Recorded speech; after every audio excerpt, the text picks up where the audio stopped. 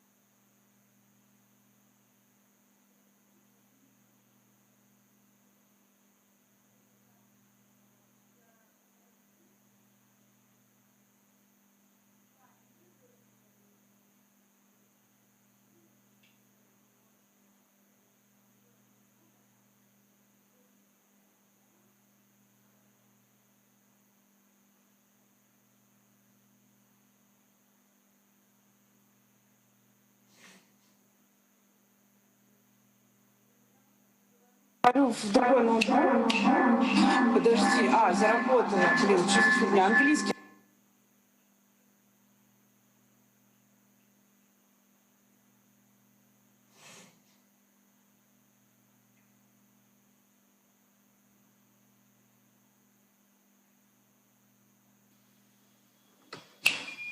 Раз.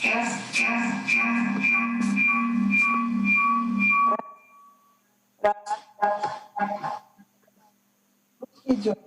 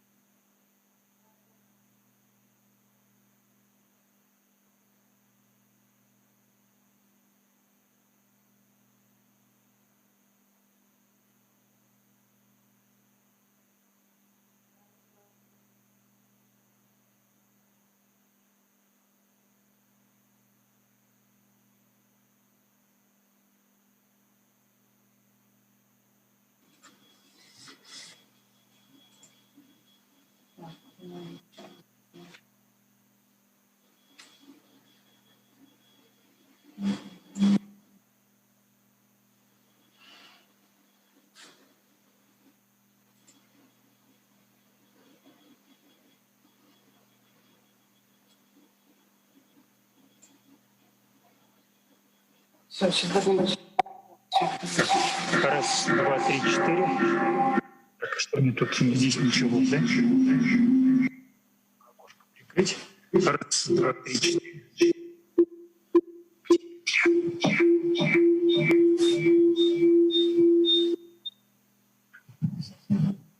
Так, сейчас выключите оригинальный звук. А там не выключил, да? Включил. Сейчас я выключу. Раз, два, три.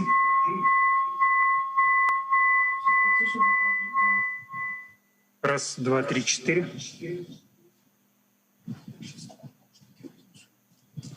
121, 122. Лучше стало? Но петля все равно где-то есть. Может, через окошко? Раз, два, три. Раз, два, три. Вот если мы окошко закрываем. Это, наверное, этот микрофон просто такой чувствительный на ноуте. А через что? Через ноутбук. Да, сюда, видимо, идет обратка. Ноутбук. В смысле, вот в эту? Нет, в этот, вот в этот. Если окно закрыли и петля пропала, значит, оттуда звук сюда заходит. Раз, два. Да, сейчас один раз повторяется. Я слышу. Так, а если я войду в русский зум, я все равно буду слушать. Попробую. Раз, два, три. Вот сейчас я в русском. Раз, два, три. Все, вернуть обратно. Возвращаю в английский.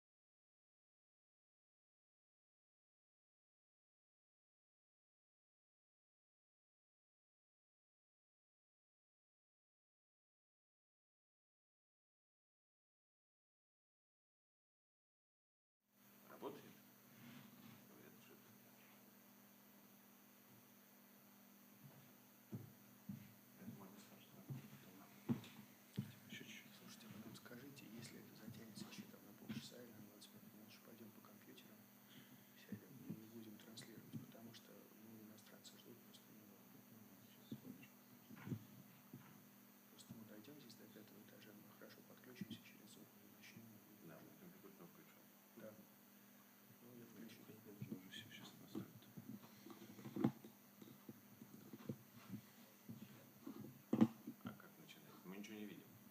Мы ничего не видим. Нет. Но у нас просто написано 4-й инновационный Петербургский форум.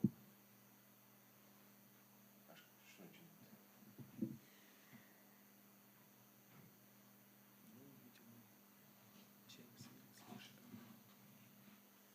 Главное, они же тоже видят. Вот они вот эту штуку видят.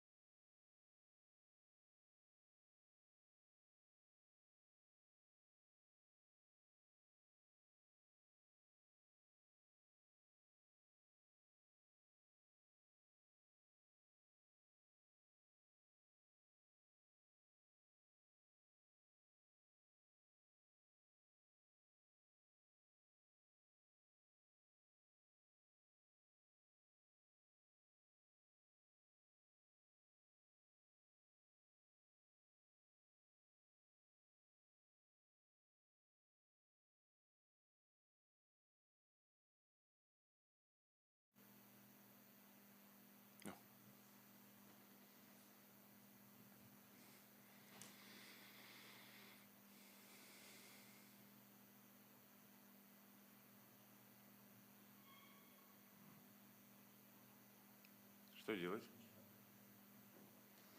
Доброе утро, глубоко уважаемые коллеги. Good morning, dear colleagues. Our apologies for technical hiccups postponing the beginning of the symposium.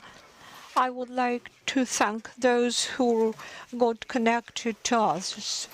And we announced the beginning of the symposium dedicated to the Central Personalized Medicine. The symposium is organized by the Laboratory of the Technology for Forecasting Cardiovascular Disorders. Last day's symposium was very successful. It's been recorded. And today's symposium is dedicated to state-of-the-art diagnostics and personalized approach in treatment of ACS, the positions of pharmacologists and clinicians. We have got very interesting program. Our colleague from Milano University, Magni Paolo, role of ectopic depose, pericardial fatty tissue, Yanushevsky, Professor Yanushevsky, acute disorder of circulation, and Vladimir Fokin, contemporary opportunities of the new methodologies of radiodiagnostics. I'm privileged to give the floor to Paolo Magno from Italy. He'll speak about the role of ectopic depose and epicardial fatty tissue, coronary atherosclerosis. Floor is yours.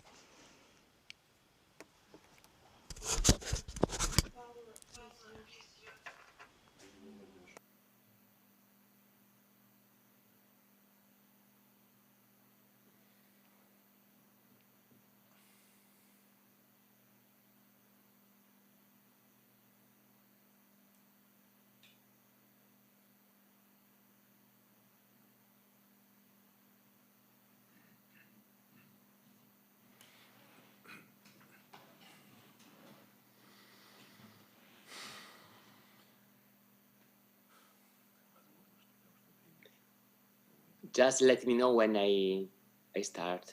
You can start now. You can start now. Go ahead, please, Professor. You should start. Okay.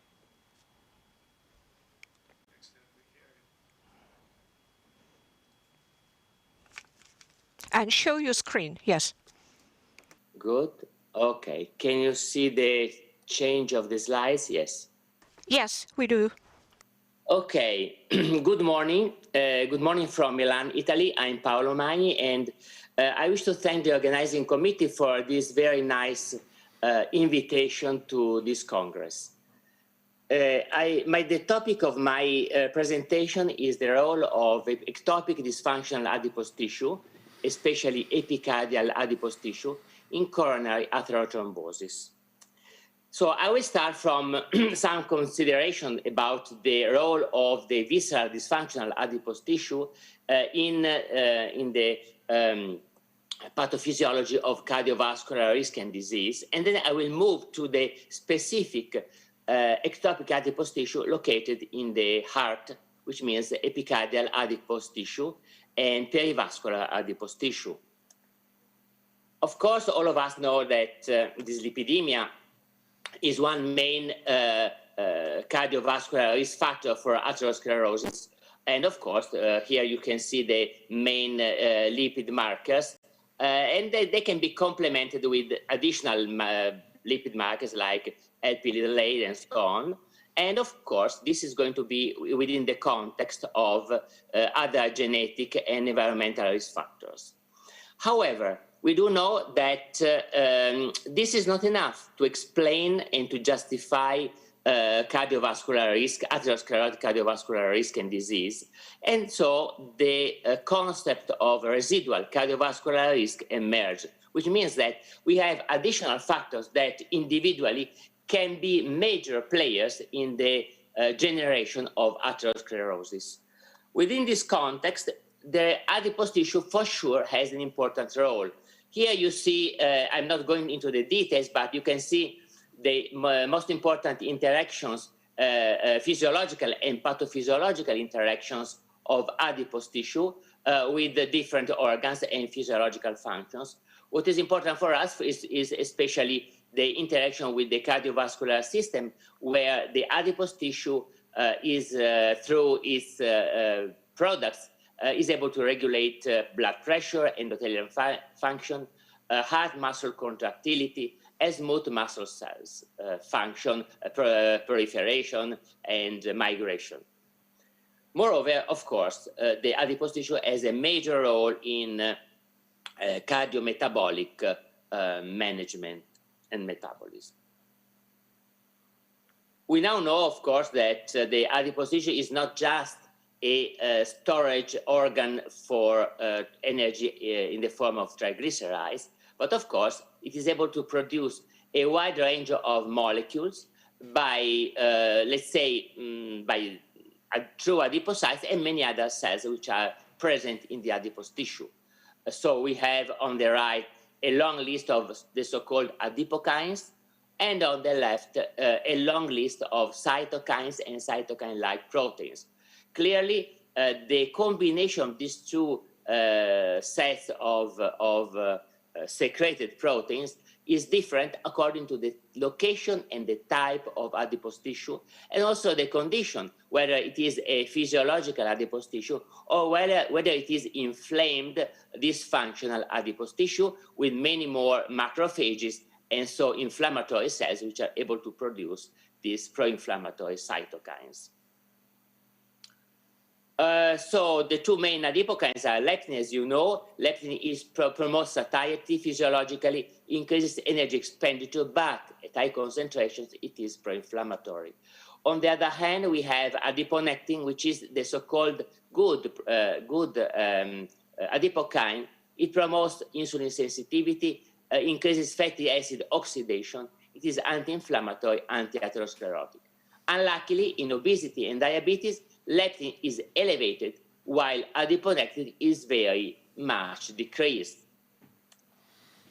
Again, this is a summary of the panel of adipokines and chemokines and cytokines, and you can see here in the green box adiponectin and three other adipokines which are protective against the different pathophysiological aspects associated with atherosclerosis, like endothelial dysfunction and so on, while you have a long list of adipokines which are highly produced by dysfunctional adipose tissue, and starting with leptin, and they are detrimental in terms of pathophysiology of atherosclerosis.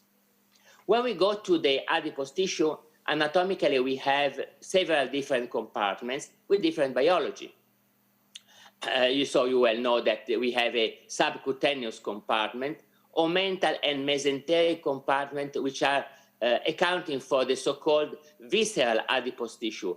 And the visceral adipose tissue, which is in strong contact with the gut and the liver, if you want, it can be expanded in obesity and diabetes and dysfunctional. So this is causing insulin resistance. It is prone to produce pro-inflammatory cytokines and has close relationships with gut microbiota.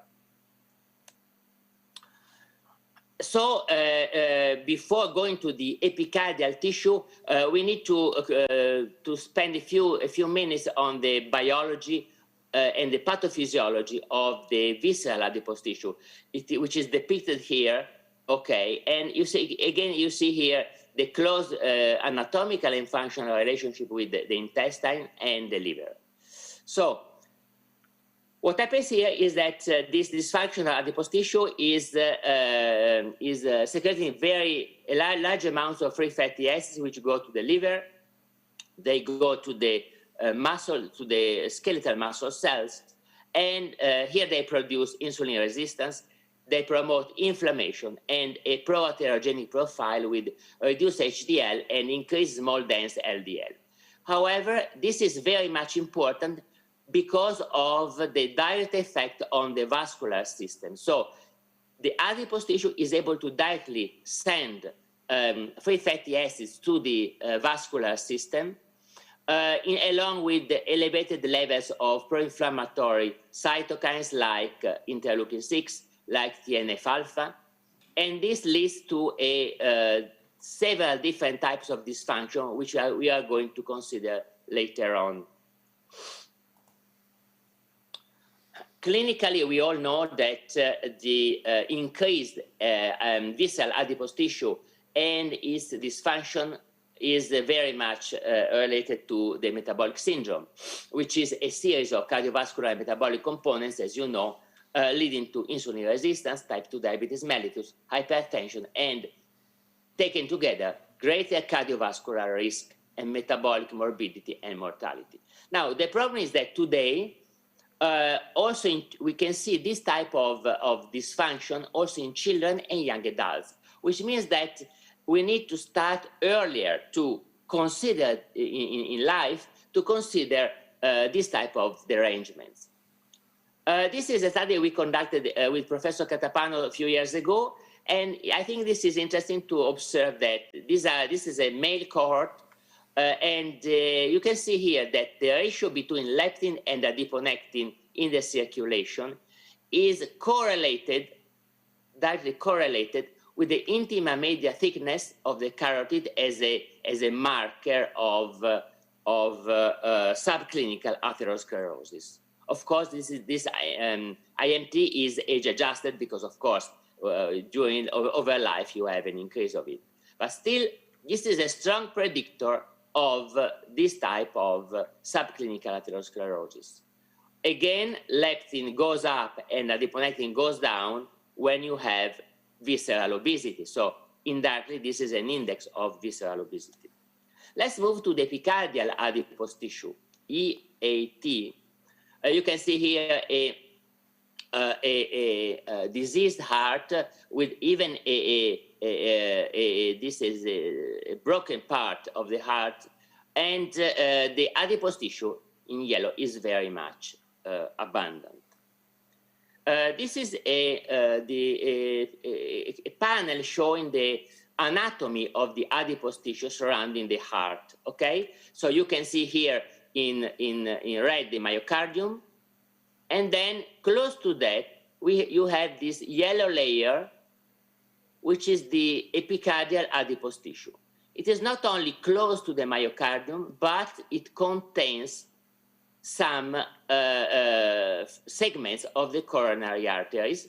So we can call here this one specifically pericoronary adipose tissue, PCAT. So basically you have adipose tissue which is very much in contact with the vascular system of the heart. Moreover, you have also some adipose tissue here, which is called a paracardial adipose tissue, which is external to the pericardium. I guess all of you are used to evaluate the coronary artery calcium, CAC, and the calcium score is important to stratify patients' risk. If you, these authors combined the evaluation of CAC with the volume of echographical volume of EAT or CT with computed tomography is more expensive, less common, but more precise. So experimentally, they show that low CAC and low EAT volume is associated with a better survival probability, when going down to the combination of high CAC and high EAT volume is associated with the worst survival probability. So the two of them are both independent and additional factors of associated with reduced survival probability. Here we can see the association of pericoronary adipose tissue. It is visualized here. This is a CT scan, okay? Associate here, this is the section, and this is the longitudinal picture, and this is the coronary. And you can see that close to that, internally to in the lumen, you can see the plaque.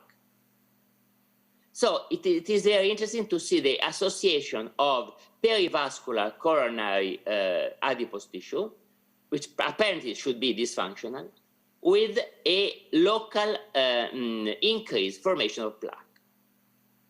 This means that we can try to establish a pathophysiological relationship between adipose tissue and the health of the vessel. Normal adipose tissue, this is a very simplified cartoon, and then we will consider in a minute something more complex, because of course this biology is not very much simple. But in any case, normal adipose tissue apparently is able to promote normal vessel health in terms of,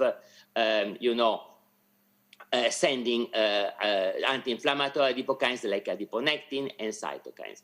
However, in conditions like diabetes, obesity, and so on, we not only have an increase of the visceral adipose tissue that we can measure and easily see, but also we have an increase and dysfunction of the perivascular or pericoronary, in this case, adipose tissue, and the pattern of secreted products is changing. Pro-inflammatory adipokines are more prevalent, and cytokines as well. And this promotes, apparently, the plaque. I'm not going into the details, but some authors compared the secretome profile of the adipose tissue, epicardial adipose tissue associated with in subjects or patients with the CAD, compared with people without any coronary atherosclerotic disease, and they found a group of 27 proteins, 18 of them were secreted, which were upregulated, and some others which are downregulated. For example, without going into the details, you can have here tumor necrosis factor, which is upregulated as expected if you want. This is very much a pro-inflammatory cytokine, and many others. So we can profile and show that this is actually a different, modified pattern of secretion, which is pro-inflammatory. This is another example. You know that now ANG-PTL2, or the PTL family, is a family of secreted proteins able to modulate triglyceride metabolism and also associated with coronary heart disease. The isoform 2 is highly expressed in epicardial adipose tissue of patients with coronary heart disease. Here on the left, this is an old patient with CAD, and you can see the staining, which is stronger than this panel on the right. This is a person without any coronary artery disease. This is just one example. And of course, you can see, we can just see the panel here, up here. ANGPTL2 is cumulatively more expressed in these patients with cardiac heart disease compared to those without. Adiponectin is a little lower in CAD, and TNF-alpha is greater, higher in this adipose tissue. In the adipose tissue, of course, epicardial one of CAD subjects, as expected. So I'm going towards the conclusion, and we can say that we have a sort of bidirectional interaction between the blood vessels, in this case the coronary artery, and the perivascular, pericoronary adipose tissue, in the sense that under normal conditions, we have let's say, an anti-inflammatory action of this adipose tissue, which preserves the health of the coronary artery. However, when we have initial plaque formation with macrophages, inflammation, inflammatory cytokines and chemokines, this can, let's say, can be transferred to the nearby adipose tissue, promoting inflammation, which in turn is amplified and again can influence and promote again plaque formation. So this is a sort of, let's say, amplification circuit, in which the two organs, which are very close anatomically, can interact in a row. It's a vicious circle, basically. So we can say that, again, perivascular adipose tissue in the heart, but also this has been shown along the aorta. Perivascular adipose tissue, when it is, let's say, in a normal amount, it is not dysfunctional, it is physiologically functional, it is anti-atherogenic. So basically, from the outside of the artery, we have this tissue, which is, again, sending adiponectin, which is anti-inflammatory, anti-atherosclerotic.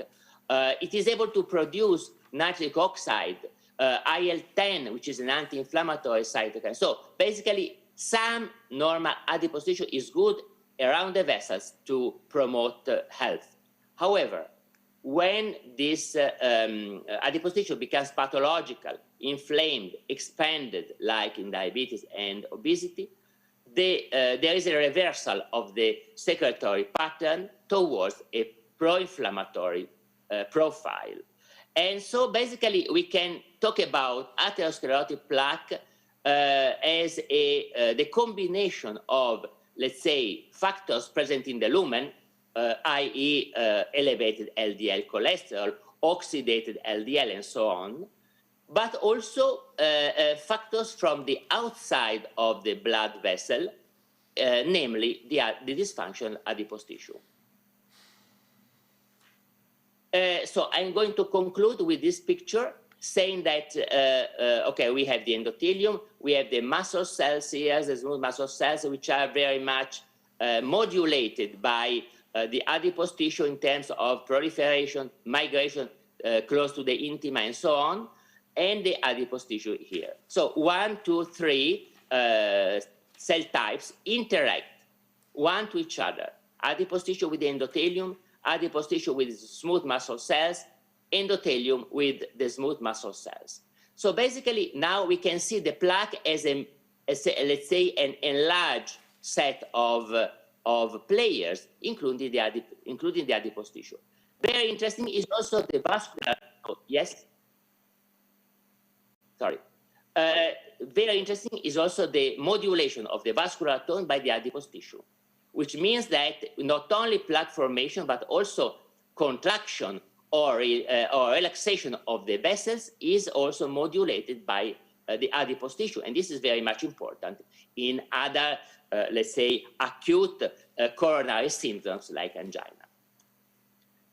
This is the last one, a very recent paper that came out a few days ago, showing that epicardial fat inflammation is due to COVID-19 infection, disease, and therapies. So basically, to make a long story short, they observed that EAT inflammation, but not subcutaneous inflammation, I mean not the inflammation of the subcutaneous tissue, adipose tissue, is present in people with severe COVID-19 and after discharge from the hospital and after important anti-inflammatory therapies like dexamethasone, EAT inflammation is reduced. So basically some, let's say, cardiovascular disease may be associated or consequent to COVID-19 is also due to probably to EAT inflammation. So to conclude, we need to take into consideration also the epicardial and perivascular adipose tissue as a diagnostic marker and of course a pathophysiological player and a potential novel therapeutic target for CAD prevention. So let's take into consideration this ectopic adipose tissue depot during the entire life trajectory when we have, like in this time, increased adipose tissue even in younger people. And not only, of course, in older people. Thank you very much for your attention, and I completed my presentation. Thank you very much. Thank you very much, Paolo. Can I ask a question? Yes. Thank you very much for your excellent presentation. My question is, what is your opinion? What is most important for prognostication, for prognosis of atherogenic outcomes in patient? Concentration in blood of factors from epicardial adipose tissue, or local concentration, or morphology of adipose tissue in epicardium? Yes, this is a good point. I would start from, I mean, one good news is that generally speaking, the visceral adipose tissue that we can even just measure by, measuring the waist circumference and is somehow related, I mean, the amount and dysfunction of this visceral adipose tissue is somehow related to the EAT dysfunction and the amount. So basically, if you are able to reduce by diet or by other means the visceral adipose tissue in a person, somehow you may reduce also the EAT. However, of course, each compartment has a slightly different biology. First of all, I would do a of course, you cannot do CT scan every time, But an expert person able to do sonography can easily measure EAT, and so sonography is a good measure of, let's say, to describe in a very rather easy way the amount of EAT and then the outcome over time. For example, after 6 months or 1 year of, let's say, some treatments. In the blood, we don't have, clinically, we don't measure currently, adipokines like adiponectin and so. So these are still experimental, okay? And again, of course, when you do some surgery, well, I mean, it's not easy to collect epicardial adipose tissue. I mean, this is an invasive issue. So probably I would go for sonography as the first way to somehow appreciate and evaluate the amount of adipose tissue in the heart and see whether, longitudinally you can have a reduction of it. Thank you very much. What do you think can be adipose tissue in epicardium a special target for therapeutic interventions? Yes, absolutely yes. Now the problem is parallel to what happened in the visceral adipose tissue, in the sense that first of all, lifestyle changes. Usually, many people have a very heavy dinner, and you know that we are we should live during the day. We are not living in the night, in the sense that dinner should be lighter than lunch, for example. So diet, alcohol intake, all these things should be moderated. Beyond that, we don't have many means to modulate and reduce the adipose tissue mass. So this is going to be an important target.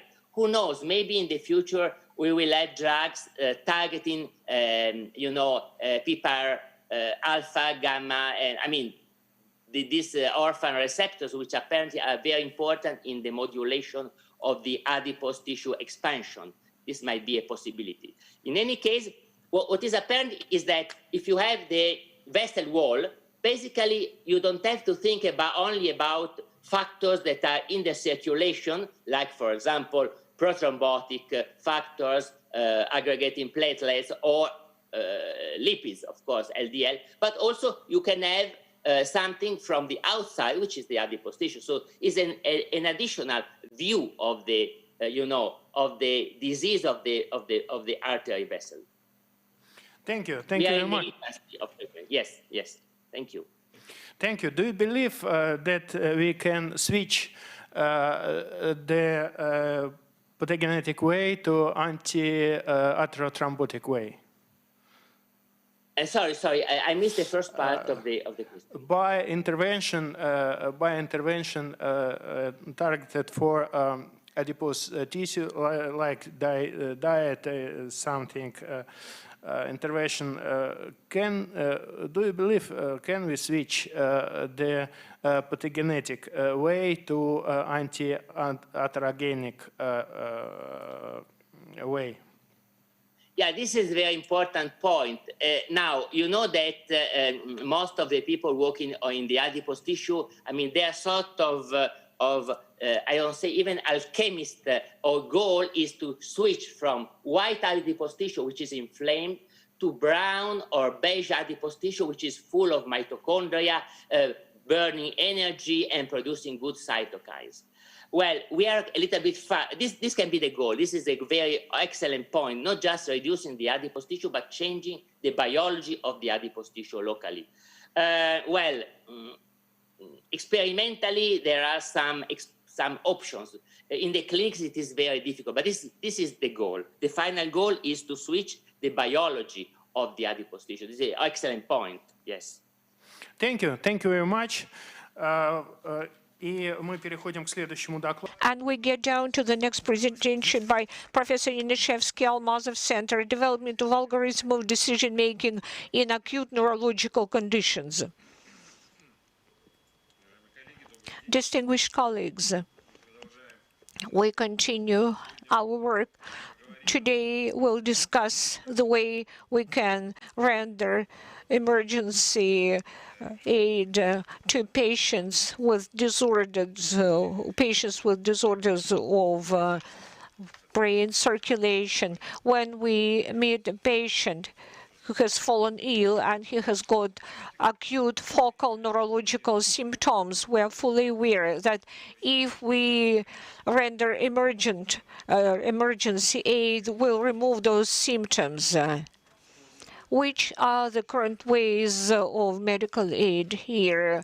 Most simple intravenous antithrombotic therapy, more sophisticated, not for all the medical sites and centers, but this is mechanical recanalization of thrombospiration or thrombic extraction, and the combination of both opportunities, which is very helpful for us to manage such patients and have good recanalization and restoration of the lost function in patient. The major concept, which was positioned in the end of 20th century and beginning of one, is time is brain. And we're fully aware that during the development of brain ischemic disease, there are several regions of damaged tissue, nuclear zone, future infarctions, and ischemic half shadow, no electrogenesis produced by the cells, but the cells are vital yet. And all the urgent medical aid to a patient is aimed at retaining or sparing this tissue in ischemic half shadow. And we should identify, should it be thromboaspiration or thromboextraction? We should evaluate the patient in the right way. If there is a big zone of infarction and the ischemic semi-shadow is already in the zone of infarction, we will not get good results. We'll get complications, mindful of neuroimaging.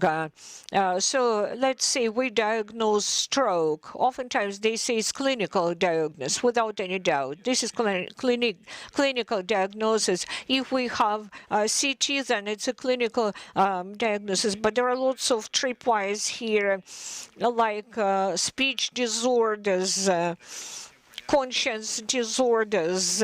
We cannot get good information from the patient, so we don't know whether we should enter with some urgent interventions. We should assess odds ratio. We should prove that we can do safe intervention. We should identify pathogenetic subtypes of the stroke and figure out the volume of intervention, and also identify all pros and cons, all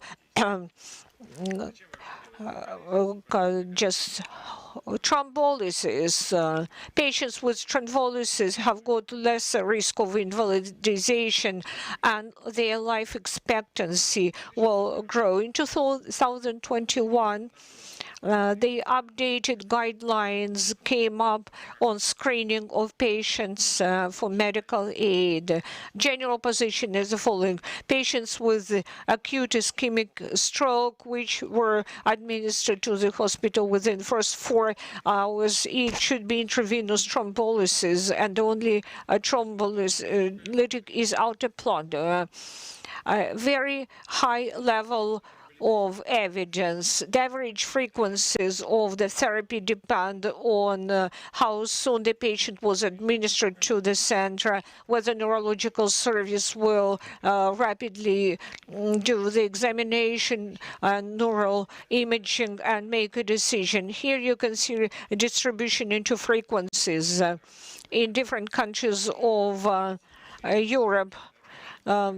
Different frequency. Red shows less frequencies. Countries of Central Europe, they do a lot of thrombolysis. Our Nordic neighbors from Finland, yes, as well. And in our country, it's done. But On the whole, in our country, it's only 5% of patients which are administered to the patient with the thrombolysis. It's not a lot. But previously, it was only 1% of those patients. Some advanced centers administered 10 patients for thrombolysis, not only thrombolysis. Also, there are other methods, aspiration and others. And also, maybe we can change time, like not 4.5 hours after patients were administered, or later on. Our national clinical protocol on reperfusion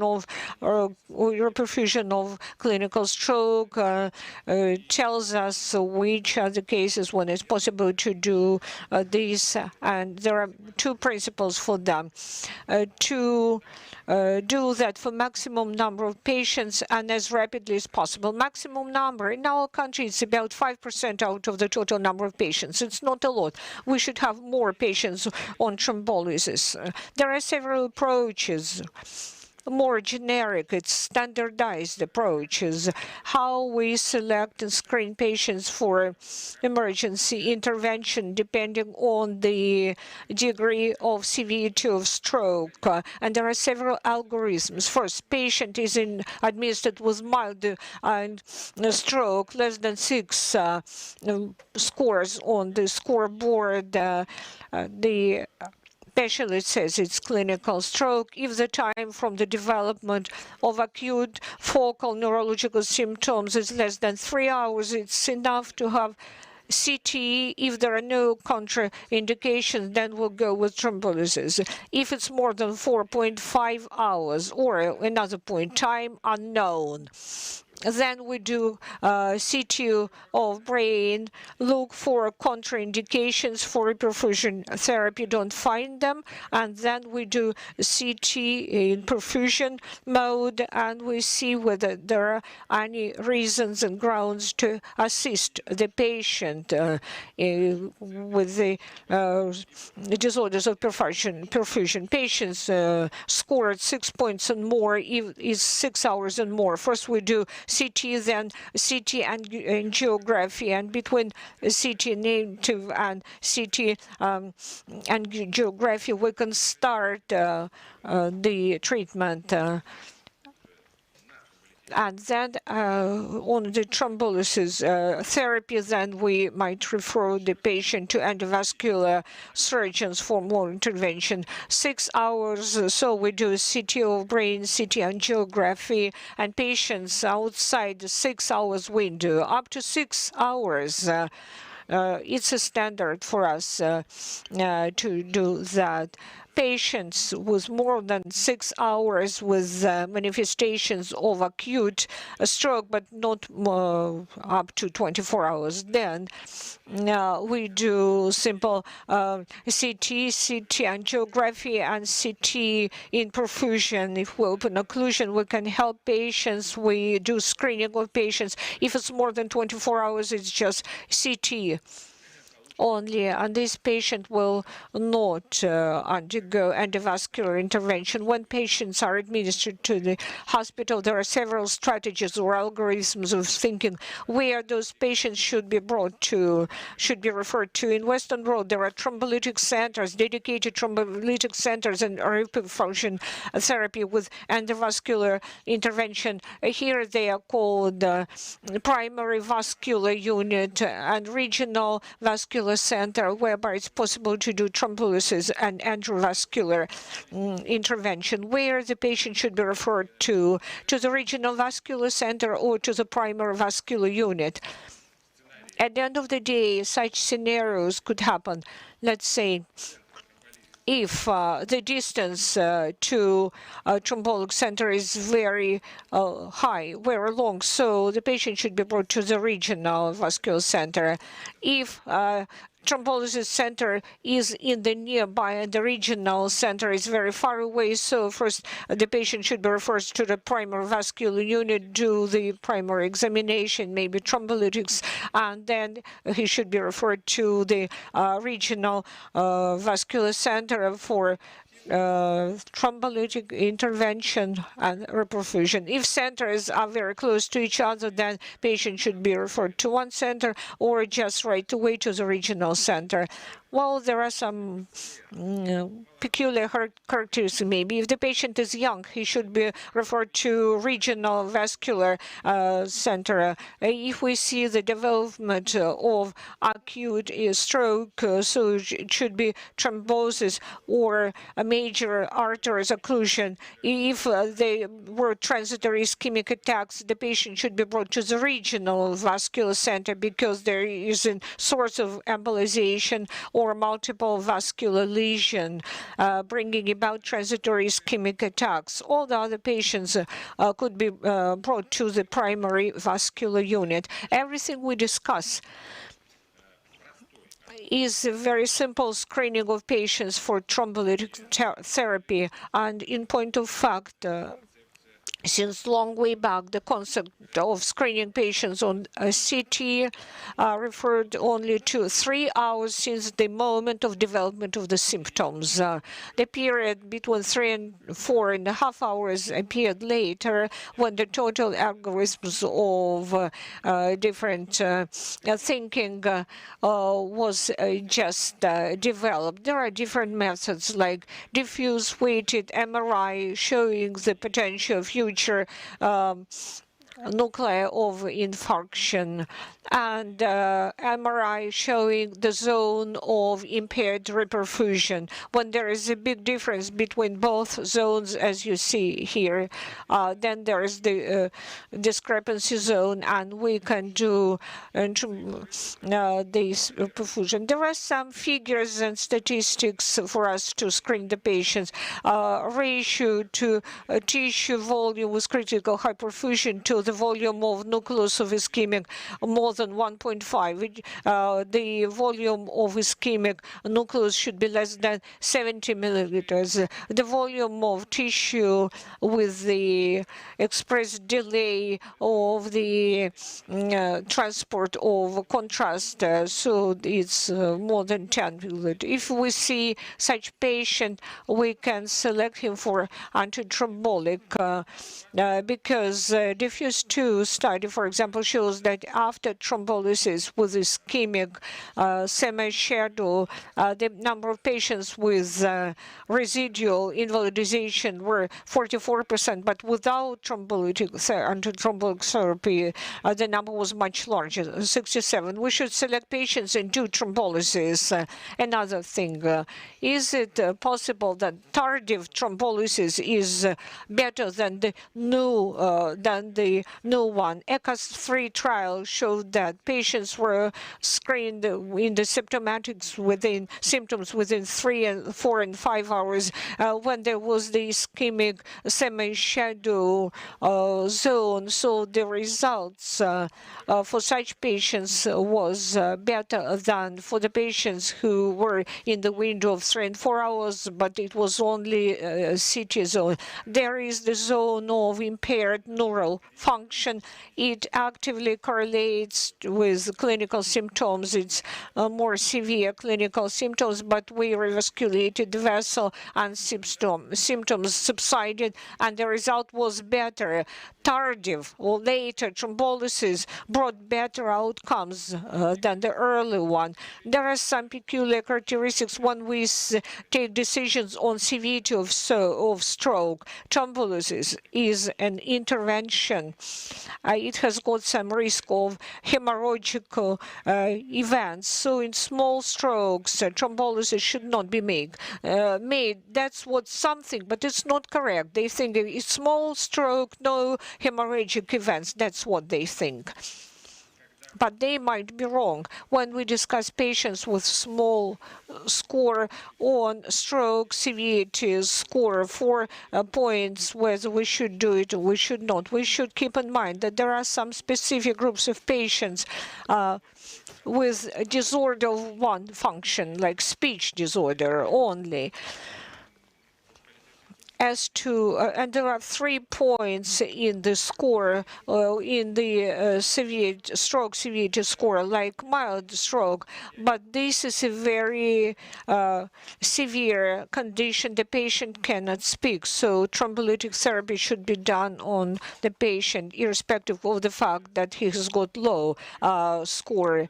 Stroke at atrial fibrillation.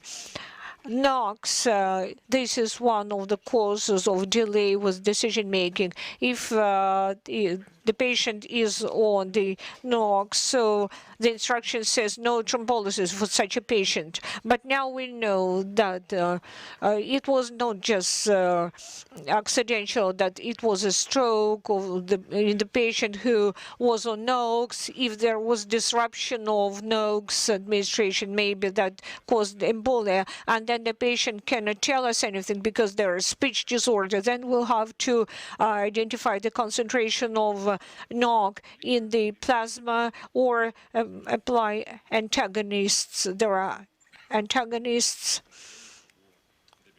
to dabigatran, and our national protocol describes different variants, 2 variants. The patient was administered 12 hours after the last administration of oral anticoagulant, or administered after 48 hours. If after 48 hours, so it is possible to do the thrombolysis, but when the renal function is spared.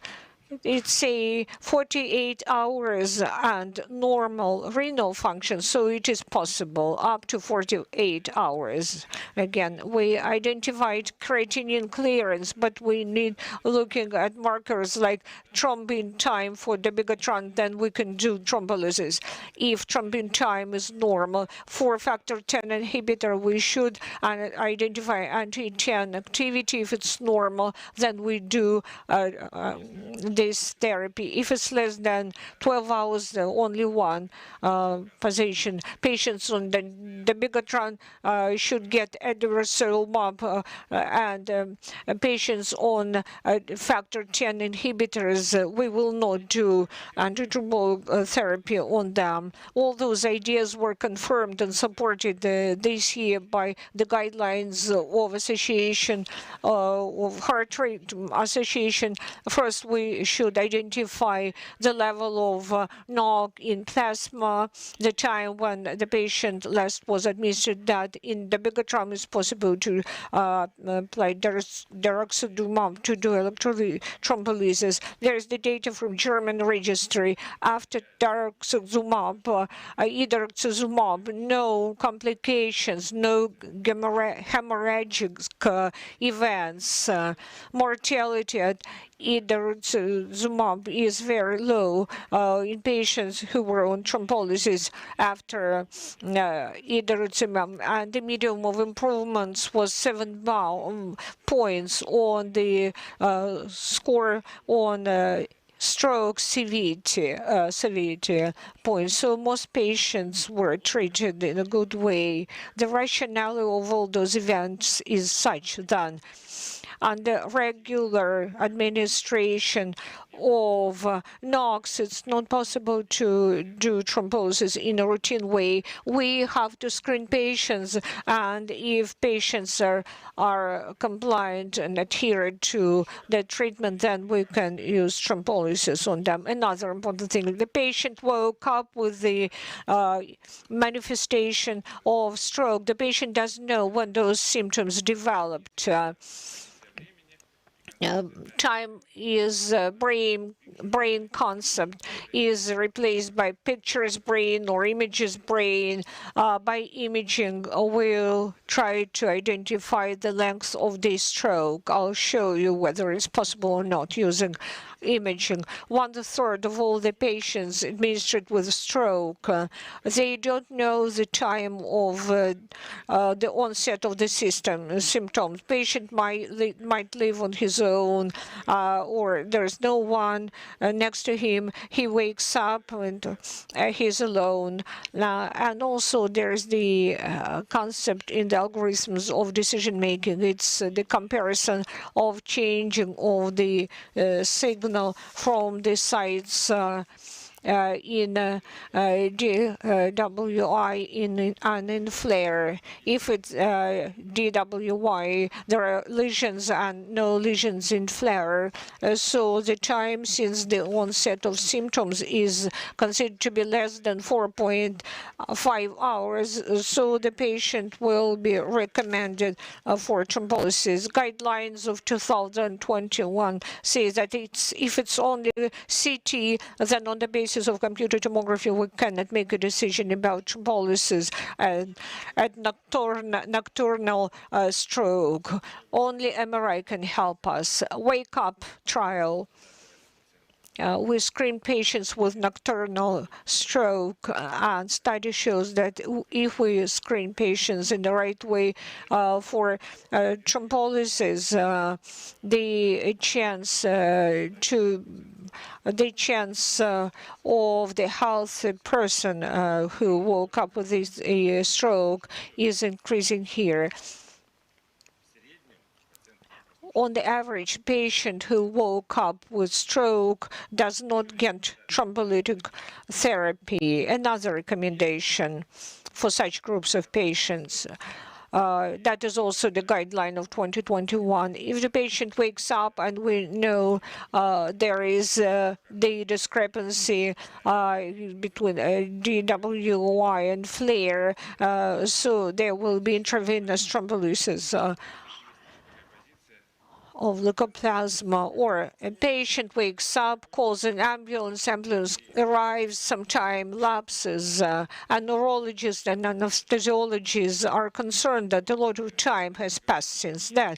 Guidelines maintain that if it's less than 9 hours from the middle of sleep to the moment when he was administered, so it's possible to do thrombolysis on them. It's high degree of evidence in the protocols for intravenous therapy in development of nocturnal stroke. It's not possible to do MRI for them. All the patients who wake up with the indicators of the stroke should be referred to the regional center for MRI. As for the extended window of opportunities, the extended window of treatment, guidelines of 2021 show interesting positions. If patients with ischemic stroke were administered in the interval between 4.5 and 9 hours since the moment of development, and its known time of the onset,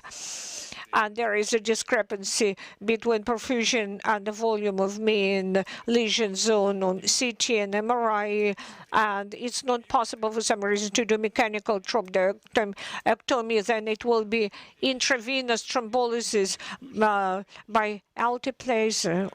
Now, our guidelines say 4.5 hours. International guidelines say between 4.5 hours to 9 hours. Of course, the blood circulation could be different in different patients, so we should give a chance to such a patient to recover after the antithrombotic therapy. Meta-analysis is based on the same figures which were used in Diffuse 2 trial when the patients were screened for the first time ever with the ischemic semi-shadow zone.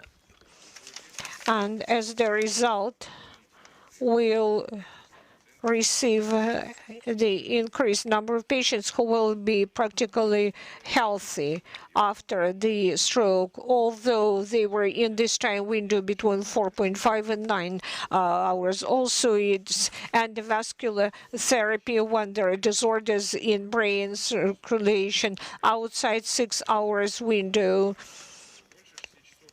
More than 6 hours, we should screen patients for that, because we should assess odds ratio for them. Trial Diffuse 3 as well, and there was total concept how we should screen such patients in the down treatment, patients with endovascular intervention within the window of 24 hours since the onset of the stroke, the number of survived, and the number of patients with minimal neurological manifestations after endovascular intervention grew drastically. The criteria of screening of such patients, they are described in our national protocol. The score is 6 and more, 18 years and above. Occlusion, it's the anterior and medial brain artery and carotid artery, and there are also limitations for some such patients.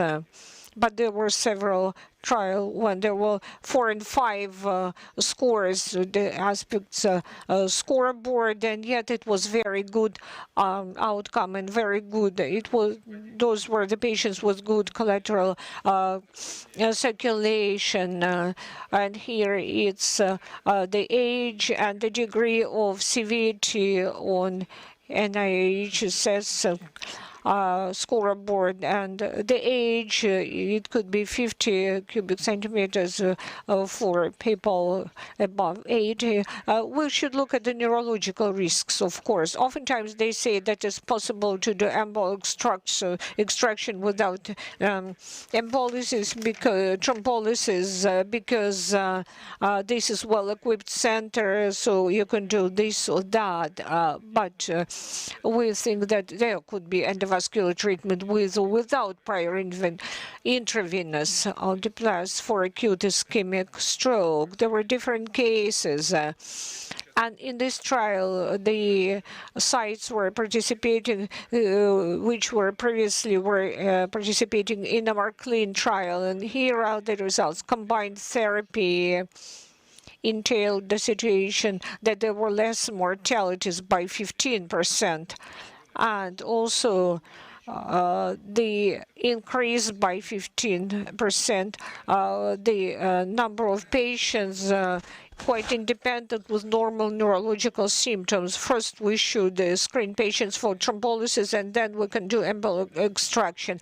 International guidelines and European guidelines are slightly different from ours. If the patient is administered with acute ischemic stroke, and it could be embolic extraction as well, but Adipose shows good results as well, but worse than tenecteplase.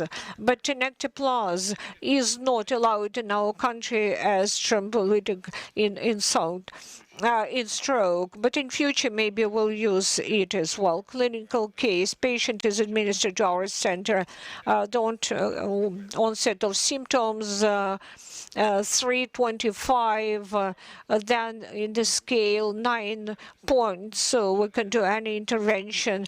Trombolytic therapy starts, and then we refer the patient to endovascular surgeons. And we can see the right median brain artery, and also there is embolic aspiration, and in the end, the regressive hemiaparesis and the surgery. In the surgery, the patient recovers, and her speech is restored. Very good outcome.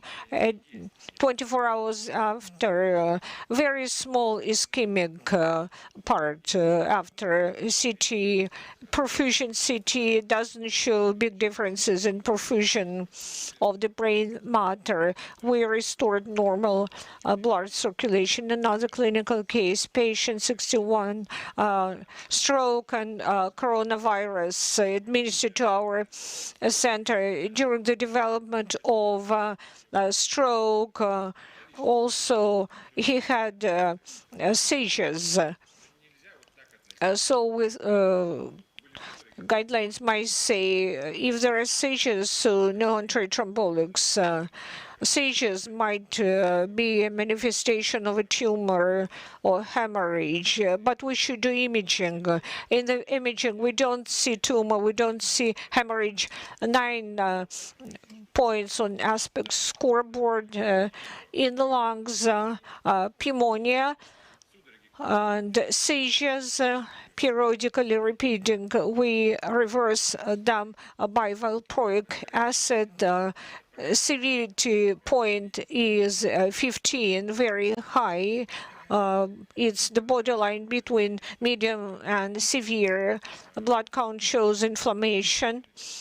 And you can see the reactive bilirubin protein, coronavirus infection. Then we can see the white cells, RBCs, and LBCs. Then we introduce actylase, and we have very good outcome. Not full regress, of course, not all the symptoms regress, because it was 15 points on the scoreboard. But the stroke is median, close to mild. There are no complications in the lateral side and in the anterior side, small inflammatory zones, but laboratory data shows that there is a progression of inflammation typical for the COVID infection. C-reactive protein went up, and ferritin too. Then the decision is made to initiate to using itazumab corticosteroids and interferon beta, infi-beta, and tocilizumab. First it was anti-trombolytic therapy, then preventive anti-inflammatory. First, when he was administered, the point on the scoreboard was 15, and we reduced it to 7, twice reduction.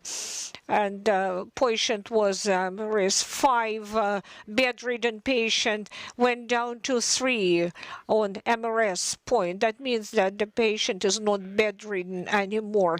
By finalizing my presentation, I can see that there are different variants and options of changes and additions to the algorithm of screening patients for thrombolytic therapy, for reperfusion therapy. Everything was started from, if the patient was administered within 4.5 hours, we can do thrombolysis. Very simple rule, but at the end of the day, as the result, only 5% fall under this category. If we extend this position in the first several months of 2021, we had 15% of reperfusion activities in our center with our patients. That means that every 6th patient received the therapy, which at the end of the day helped him and reduced neurological manifestations. That's it. Thank you. Thank you very much, Stanislav. Thank you for a brilliant presentation of all the details on decision-making on for acute patients, when every minute is very important to save the patient, to identify his future destiny. It's very important that nowadays we shift from clinical examination of patient to high precision measured methods of imaging, emergency imaging, and we can make very important decisions, and that will impact the prognosis and outcome for patient. Next presentation will be about state-of-the-art imaging methods, methodology of X-ray, CT in diagnostics of severe vascular catastrophes. Thank you very much, dear colleagues. I appreciate being invited. Speaking about radiodiagnostics, our center is well equipped with state-of-the-art computer tomographers. There are 5 those machines, and in December 2020, we also installed 2 energy, 2-tube computer tomographers at the initial administration unit of the patient, so we can very rapidly make decisions in diagnosis of such patients. If previously we had to bring patients to CT to some other premises, some other wing of the building, but now we can do it right away when the patient is administered. The advantage of contemporary CT is time time resolution and state-of-the-art computer tomographers with 2-tube systems allow us to do the examination with very high time resolution in this system.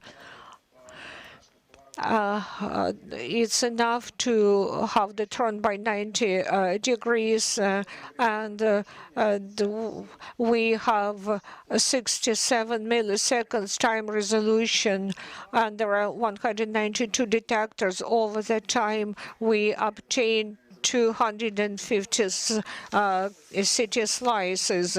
This is very important, especially in cases of CT coronography, when scanning is in the the middle of diastole. 60-70 strokes per minute in heart rate, which was optimal for us previously.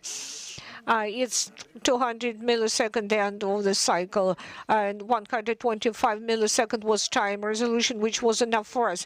In tachycardia, first of all, there is the contraction due to diastole, which critically impacts the quality of imaging. Methodics of this are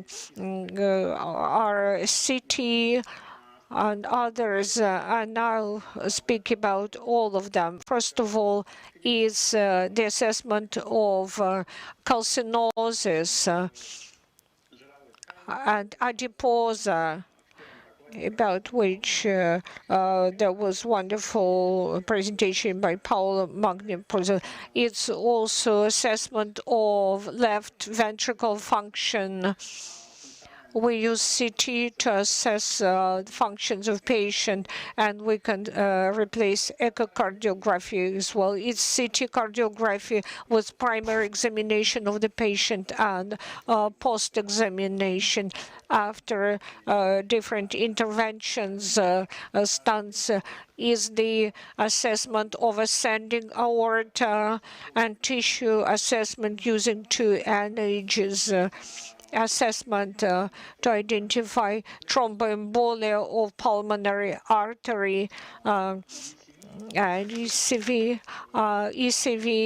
and the assessment of blood circulation, blood supply, static perfusion, and dynamic perfusion, and to use stress methodics to assess the blood flow at rest and in stress. And also, we developed the methodologies of FFR as to CAD patients. We use calcium scoring of coronary arteries. That way we can see the risk group. And in normalized values, you can see those values. It's assessment of the volume, number of lesions, equivalent mass, and assessment on the scoreboard. Very important advantage of contemporary tomographers is the ability to assess the cardiac function, pump cardiac function, end of diastolic volume, end of systolic volume, minute volume, stroke volume assessment. Major advantage of CT, first of all, is a short time of data collection due to high spatial resolution, and in cases which are complex and difficult for MRI, which is the golden standard.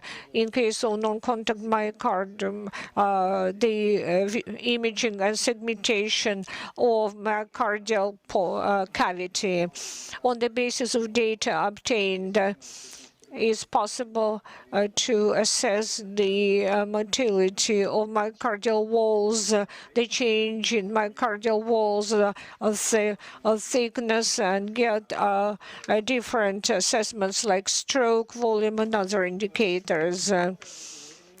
high high time resolution provides us with very good imaging. If we have good CT visualization, we can assess the motility of the leaflets, which is very important in case of calcified valve. It's transesophageal echography and methods like that. So there is a shadow, so it's different to assess the condition of the walls of the cardiac valve. And we can assess the degree of closure of the leaflets of the valve and to assess the degree of aortic stenosis. And also, we do ECG gating, and we assess elasticity and distensibility of aorta, mindful of the prognosis for aortic aneurysma. And we look at diastole and systole, and when we assess this material, we can arrive at important conclusions. Important advantage of CT angiography of cardiac vessels is the ability in high spatial resolution to assess the lumen of coronary vessels and to assess a soft tissue component of the plaque to identify the risk of symptomatic disorders. Next advantage of CT is that even in enhanced heart rate, and when we get out of the optimal range, more than 60 or 70 strokes per minute, close to 100 strokes per minute heart rate, we can see that using this state-of-the-art equipment, we can also assess the patency of coronary vessels all the way through and to identify stenosis all the way through as well. Heart rate here was close to 100 strokes per minute. Next group of patients, patients with rhythm disorders. Most optimal is the so-called retrospective assessment. You think that the pulse is homogenic, but when the rhythm is in disorder, the system gets adjusted, and it also restructures the scanning mode, and we have brilliant imaging of cardiac vessels, even when the rhythm, heart rhythm is altered. And also, we do the non-invasive assessment. It's fractional flow reserve and a different post-process assessment. And we can assess stenosis and hemodynamics of stenosis. It's very good correlation with between invasive and non-invasive measurements of fractional flow reserve. The advantage and good perspectives for future are about streamlining and developing the algorithms of calculation, which would be hemodynamically significant stenosis, and using new detectors, quantum detectors, to improve even further temporal resolution. 2-energy or spectral CT to assess myocardial fibrosis enables us to assess tissue characteristics of different organs and myocardial fibrosis and risk of the emergence of involvement of sudden cardiac death when we use this 2-energy mode. And so it's very good. very good imaging. Apart from that, in emergency situations, when we use 2-energy CT, we'll be able to see and assess not just the defect of enhancement of vessels, this contrast, like we hear enhanced vessel, we can see contrast here, and the defect of filling here, the thromb in the smaller blood flow, and perfusion here, perfusion, iodine cards, Excel, and coronal projections. Apart from that, the use of 2-energy CT will speed up the time for data compilation, so we will not have to do pre-enhancement imaging. We do post-enhancement imaging, and you'll get just the imaging where only we can see iodine-containing contrast substance, or we look at different atomic weight of different substances like calcium, iodine, and we do conventional CT. That effective in iodine to water. That way we'll reduce the time of scanning and the radiation load in severe patients, severe inpatients. State-of-the-art technologies are very enabling. Without holding breath, patients even on mechanical lung circulation, we can use this technology to assess the degree of lesion. This is turbo-flash protocol with scanning time slightly more than half a second, so they don't have to hold the breath. And there is a very high quality of visualization to assess the condition of the lungs. Next, it's high speed of covering big anatomical zones in CT synchronized mode, and also in studies of other aortic regimes, like abdominal aortic regimen, and we can see as to the length, we can see the changes in the ascending aorta, and also abdominal region of aorta. Scanning time is only 2 seconds. CT synchronized, and ECG gating is done also, and we are to assess the estuaries of coronary arteries, high spatial resolution, very short time for scanning, and we can also assess the closure of the leaflets. And as to the aneurysm of abdominal aortic region, even there is calcification of aortic valve without any difficulties. We'll assess coronary vessels and aorta all the way through. In rhythm disorders, when there is a high temporal time resolution, even in patients with atrial fibrillation, within 2 seconds we'll see the image without artifacts, which oftentimes were seen in the previous images.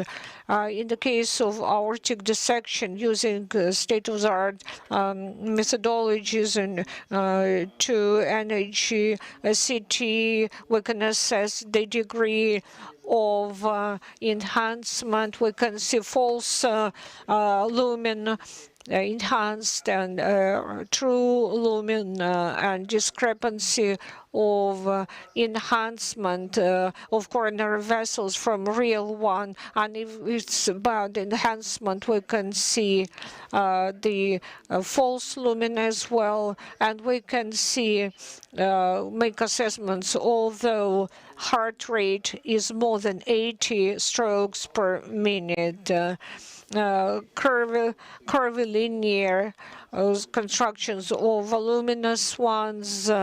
When we do the dissection, we can assess the length of dissection and plan surgery intervention. Another example of aortic dissection, we can see well-enhanced true lumen and false lumen of the aorta, and we can assess the length of such a threatening condition, and we may plan the surgery. Scanning time is very short.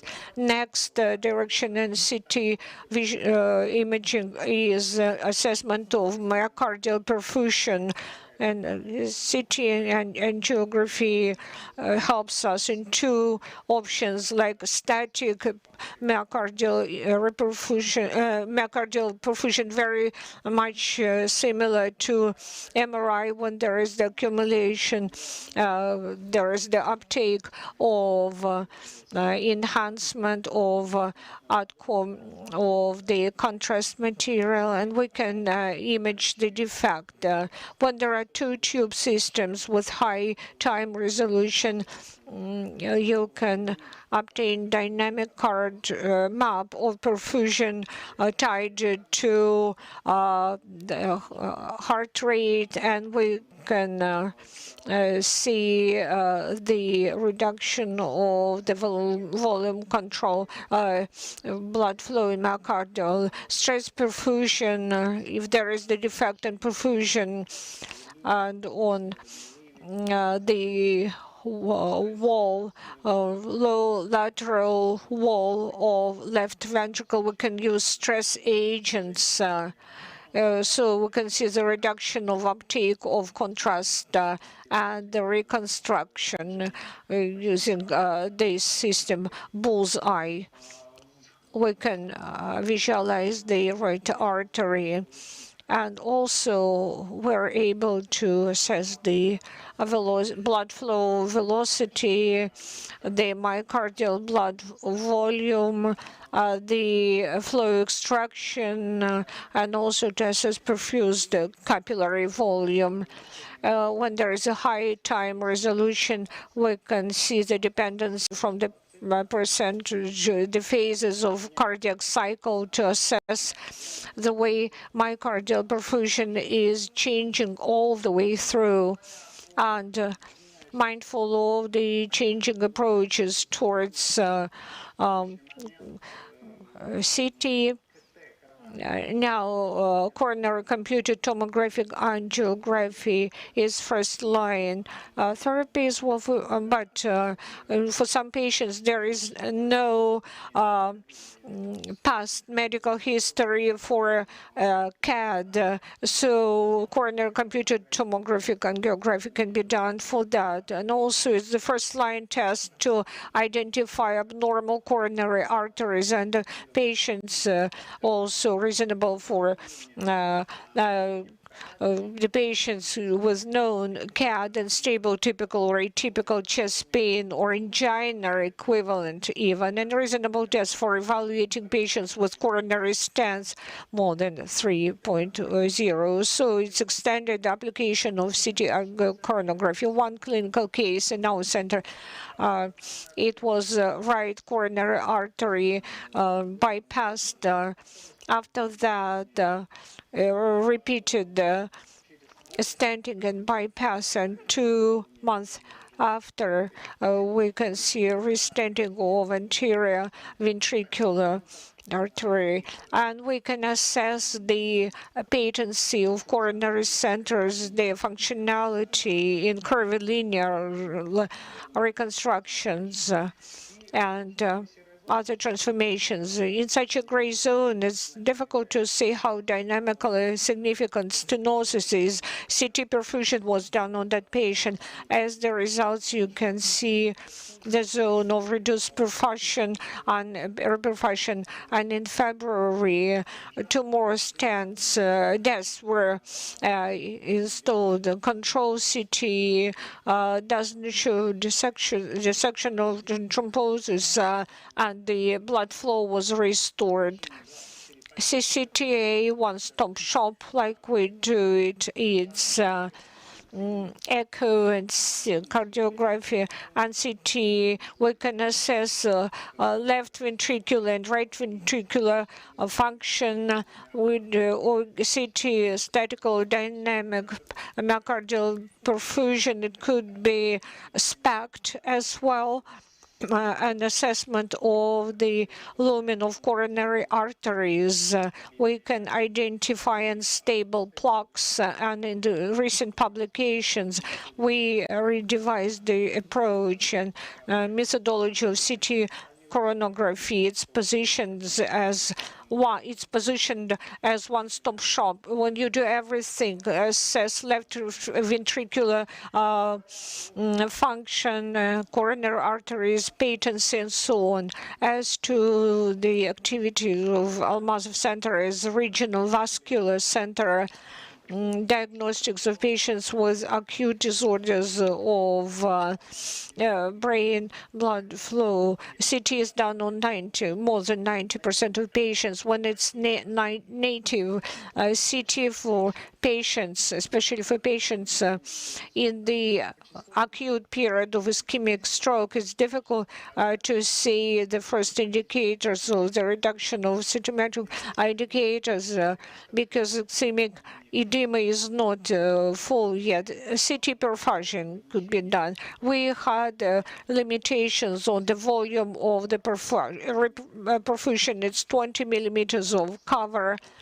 and it was at the level of basal nuclei. Contemporary equipment helps us to have full brain, full cover of the brain matter and full assessment, the volume of brain blood flow, time to the spike, extraction coefficient of such patients. That way we can identify even under doubtful indicators after CT, like minimal reduction of those indicators and be a significant zone of perfusion disorders. Even when we don't see very visible changes, we can see the nucleus, the perfusion disorders to assess the volume and dynamics when the patient is only administered to us. There is the embedded software package, or we acquire this in the market as well, and we can identify unviable tissue shown by red here, and the tissue at risk. We use indicators like time of draining more than 6 seconds. We can assess the nucleus of ischemic stroke, the zone of perfusion disorder, which is very important for routing of the patients who are administered to the regional vascular center.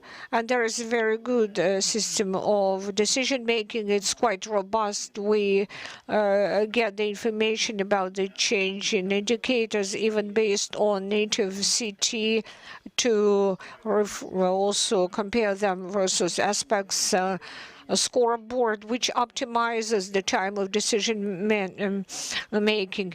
SCT angiography enables us to see the level of occlusion. State-of-the-art technologies reduce irradiation load by 10.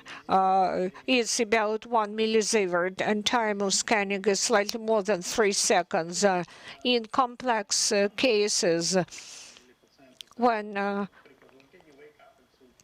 it's wake up in stroke, or we can get data of MRI to compare that versus native CT, which is not highly informative sometimes, and the data for CT perfusion to make the final decision. In conclusion, very briefly, I would like to mention the prospects for the future of this CT, which is very close to tissue enhancement and technology of photon detector and phase enhancement. Oftentimes we work in 1D methodology, so to put it, and it's just different density, and we have got the detectors.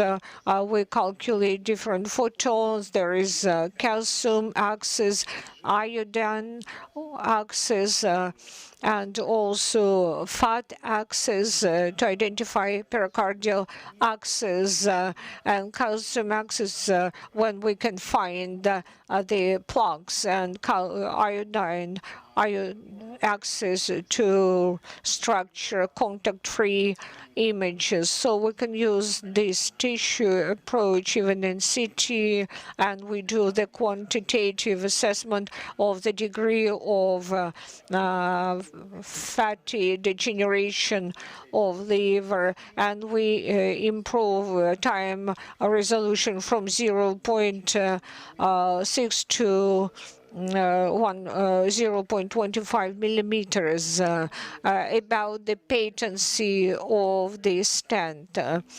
And artificial intelligence expedites rentgenologic specialists about the degree of stenosis in patients. So X-ray and CT and radiodiagnostics has got very high spatial resolution, very high time resolution, low radio irradiation load because we use state-of-the-art detectors. We decrease the volume of contrast in comorbid patients, and also we can do very aptly tissue characteristics, double energy CT, CV, and also we can conduct dynamic and static reperfusion of such patients. And also it's used for the assessment of viable tissue at disorders of brain circulation. We can identify ischemic nuclei in semi-shadows for such patients even when we make final decisions. Thank you very much for your attention. We are very glad to work as a very great team of the Vascular Center. Thank you. Thank you very much, Vladimir. Unfortunately, we don't have time for questions. Maybe one only. 2 minutes, and next session will start. So